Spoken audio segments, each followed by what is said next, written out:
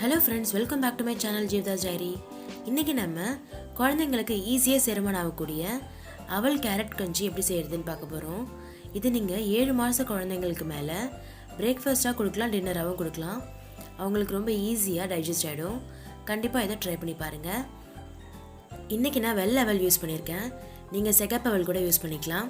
நான் 2 டேபிள்ஸ்பூன் அவலை நல்லா கழுவிட்டு ஒரு 15 to 20 minutes ஊற வச்சு இந்த மாதிரி வச்சிருக்கேன். இந்த மாதிரி ஃபர்ஸ்ட் ஊற வச்சுக்கோங்க. நமக்கு கஞ்சி செய்யறதுக்கு ஈஸியா இருக்கும்.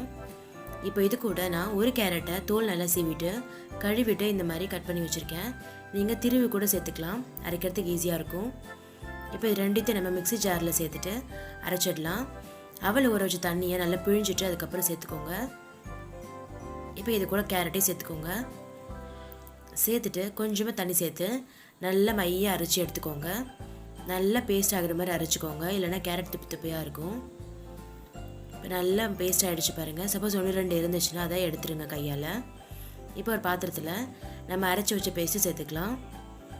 இது கூட கொஞ்சமாக தண்ணி சேர்த்துக்கோங்க. தண்ணி சேர்த்துட்டு மீடியம் ஃப்ளேமில் வச்சு நல்லா கலக்கிட்டே இருங்க. நான் கொஞ்சமாக உப்பு சேர்த்துக்கிறேன். உங்கள் தேவைக்கேற்ப சேர்த்துக்கோங்க. இதில் கொஞ்சமாக மிளகுத்தூள் கூட சேர்த்துக்கலாம். உங்கள் குழந்தைங்க சாப்பிடுவாங்கன்னா சேர்த்துக்கோங்க.